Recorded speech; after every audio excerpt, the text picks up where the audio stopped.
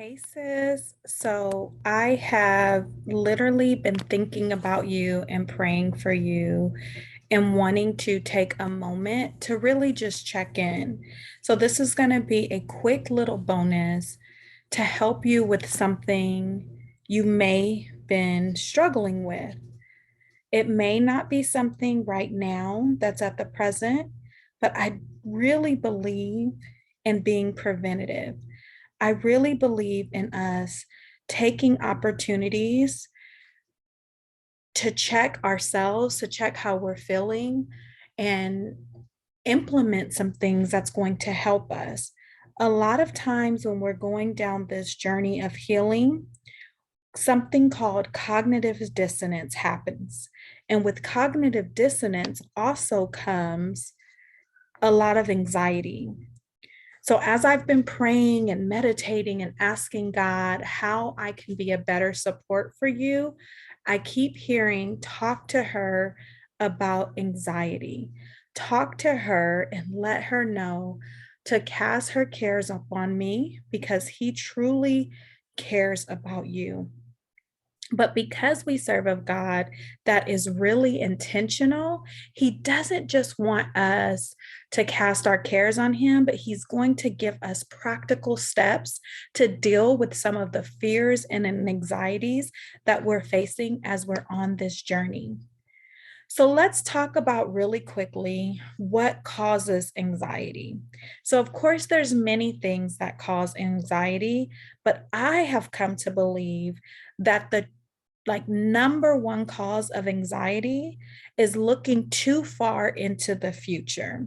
So when we feel like we should be at a certain place, like things should already be happening, that we shouldn't be feeling the way that we're feeling now that we've invested in the coach and now that we have the self-help books and now we're doing more prayer and we're implementing the faith activations. Sometimes we feel like we should be way further along and we're already projecting what our future should look like. That truly causes us to become anxious, worried, and that's where resistance starts to happen because we're not trusting the process. So I want you to know, I'm not sure if you've ever heard this, but this is something that really excited me, that our brain and our bodies do not know the difference between excitement and anxiety. This is true. This is like researched evidence based. And I want you to think about this because you're probably like, Tamika, I don't know. Let's check in. When you are super excited about something, like maybe going on a first date, like maybe getting a job interview for a company that you always wanted, you have these like butterflies in your stomach, right? So you're like super excited and you have these butterflies. But also when you're worried about something, when you're scared of like maybe the hard conversation that you have to have with your parents, or digging into some of the work that I've been having you do, you start to get like these knots in your belly. It really depends on what you look at it as. Do you want to call them butterflies or do you want to call them knots? The other thing that happens when both you're excited and nervous or anxious is your palms get really sweaty. Even as I'm talking about this, you may right now be having some visceral reactions in your body. So your hands may already be getting sweaty just thinking about some of the things that make you anxious. The other thing that happens with both excitement and anxiety is your heart starts racing. So think about, I want you to think all the way back when you were a kid and like the night before Christmas or the day before school, right? And you're going into middle school, you're going into junior high, you have this like excitement and your heart is racing. But also, if you are getting ready to quit a job, you're getting ready to end a relationship, you have that same sensation of your heart racing because you have anxiety about that. Your breathing increases. So where you normally breathe at a certain rhythm, when you're excited, oh my God, oh my God, oh my God, you think he's about to ask you to marry him, right? Marry you, right? You have that excitement, as well as, oh my God, a car is getting ready to come and crash into me. That your breathing increases on both scenarios, both with anxiety and with excitement. So, why am I bringing this up? Here's the good news. Here's the good news, because our body doesn't know the difference between excitement and anxiety. We have the power to disable the alarm of anxiety. Yes, yes, we have the power to change that anxiety into excitement.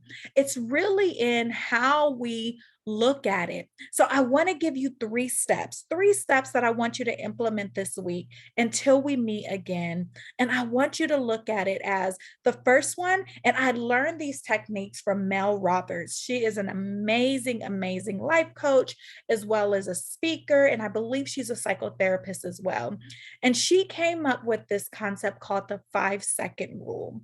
But I want to add a little bit of soul, because I work and I service women of color. And so I want to add some soul to it. So, with the 5 second rule, the moment you have that feeling of anxiety and you're trying to switch it to excitement, and here's the first thing you do is you count backwards from five. So it would be 5, 4, 3, 2, 1. But because we're adding a little soul, a little spice on it, we're going to add a little music. Do you know that music doesn't even ask permission to enter us? Music, how many times have you been at the grocery store and they're playing some music faintly in the background? Before you know it, you're singing to that tune. Before you know it, you rocking, you tapping your feet, right? How many dumb songs have you got stuck in your head and you're like, until I sing this song, I can't get it out? That's what we're going to do when we're implementing the 5, 4, 3, 2, 1. So we're going to add a little soul, a little spice. We're going to say 5, 4. Come on now. 3. Yeah. 2. And 1. Now, I know there's no way that you just watched me or listened to me do that and you yourself did not start to smile. You yourself did not start to feel a little bit better because you've implemented something quickly that changed the way your brain was working. So now, instead of that anxiety, your brain is excited. Your brain is excited, right? The other thing is to come up with an anchor thought. So this anchor thought has a very, very big responsibility. And its responsibility is to trick your brain, I'm sorry, and your body from anxiety to excitement. So let me explain this to you.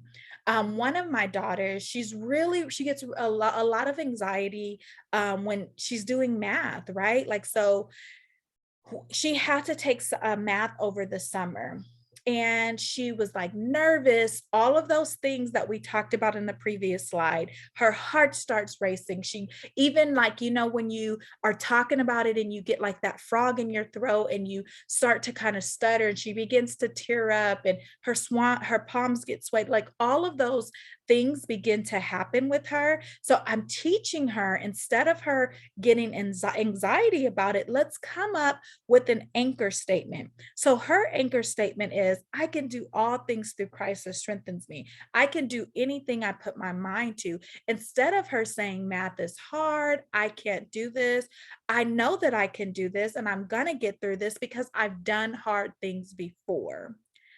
Right? Like, so now her brain's like, oh, I'm not nervous or anxious about this. I'm actually excited. So let's see how that would translate in your adult life. So, your life coach, tells you, I want you to have this hard conversation.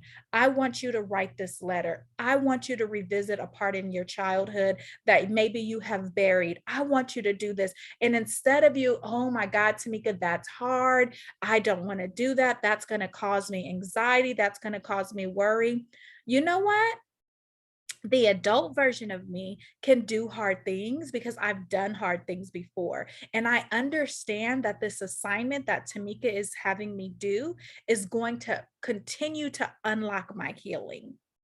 Do you see how just reframing and changing that negative thought pattern into something positive truly anchors the way that you're feeling? So that's the second thing. So you're going to implement the 5 second rule with soul. You're going to come up with this anchor statement. And then once you feel calm, once you're like into excitement now and not that anxiety, I want you to write down everything that you're worried about that particular thing that's causing you anxiety. And then we're going to do some cancel, clear, delete, and write the truth. Now, this is something that I'm going to teach you in one of our sessions, but I wanted to go ahead and start to implement it or start to introduce it because this disables the alarm. This is how that those negative thoughts that cause you to go into this spiral, this is how we completely cut the wires, disable the alarm, and then we will never be anxious about that thing again. I really hope that this helped you because I want you to know that I'm literally holding your hand through this process. I am literally walking down the healing road, the healing streets right with you. So, this is what I want you to do because when we stay together, connected, we are so much better together. So, I want you to make sure you email me. Listen, you've invested in yourself. Do not do this work alone. If you start to feel worried, frustrated, or whatever, email me. Also, join my text community. You can text me right away. The moment that you're having some resistance, you can text me. I answer within 4 hours and most of the time sooner. And then I can give you a strategy to help you with that particular anxiety. And lastly, visit my website. I have blogs, I have podcasts that you can listen to that may address the thing that you are struggling with. Okay? Don't do this alone. Don't do this alone. I am here for you. I'm cheering for you. I'm praying for you. And I am believing God for your healing. I love you. Until we talk again, stay on the healing road.